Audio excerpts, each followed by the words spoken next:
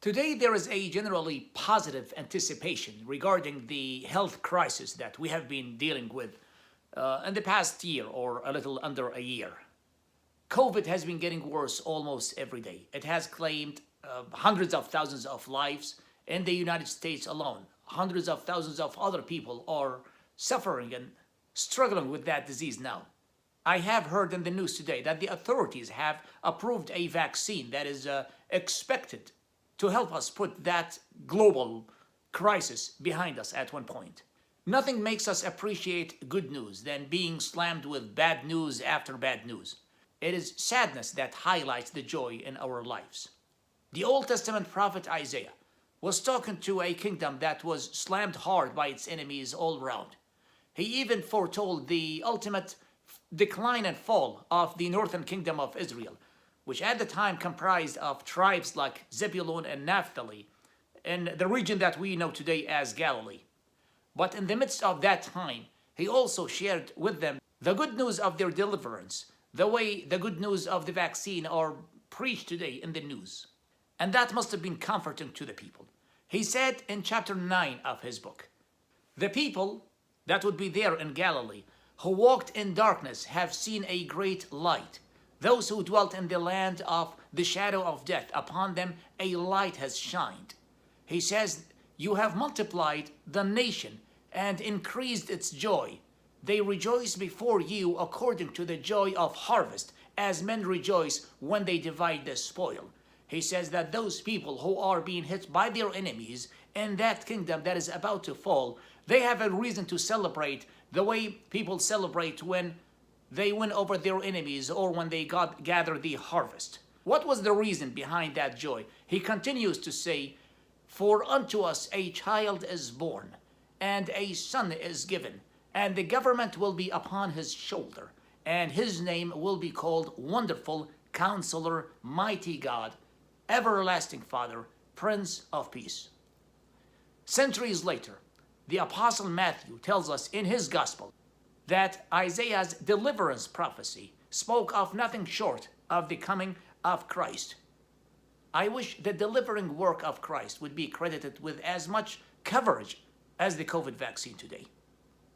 هناك شعور عام بالتفاؤل في العالم في هذا الوقت فيما يتعلق بالأزمة الصحية التي عانينا منها لمدة عام. جائحة الكوفيد قتلت مئات الآلاف من الناس، وهناك مئات الآلاف من الناس الذين يعانون من هذا المرض هذا اليوم في الولايات المتحدة وحدها. سمعت اليوم بالأخبار أن السلطات صادقوا على لقاح من شأنه أن يضع هذه الجائحة وراءنا في القريب العاجل. لا شيء يجعلنا نقدر الأخبار السارة أكثر من إصابتنا بالأخبار السيئة تلو الأخبار السيئة، والحزن هو الذي يحدد ملامح الفرح في حياتنا. لا يمكن أن نرى الفرح إذا ما لم نضعه جانب الحزن. تنبأ النبي إشعياء إلى مملكة كانت متهالكة وكانت تهاجم من قبل أعدائها في كل جانب، والنبي حتى تنبأ نهاية مملكة إسرائيل الشمالية والتي ضمت في وقتها أسباط مثل زبولون ونفثالي، وهذه المنطقة نعرفها هذا اليوم باسم الجليل. ولكن في وسط هذه المحنة شارك إشعياء بعض الأخبار السارة التي يبدو أنها كانت مثار تشجيع للناس في ذلك الوقت. قال في الفصل 9 من كتابه: أرض زبولون وأرض نفثالي، في طريق البحر عبر الأردن جليل الأمم، الشعب السالك في الظلمة أبصر نورا عظيما، الجالسون في أرض ظلال الموت أشرق عليهم نور، أكثرت الأمة عظمت لها الفرح، يفرحون أمامك كالفرح في الحصاد الذين يبتهجون عندما يقتسمون الغنيمة. في وسط هذه المحنة قال إشعياء أن الشعب كان لديهم سبب ليفرحوا به مثل فرح النصر وفرح الحصاد. ما هو سبب فرح إسرائيل في تلك المحنة؟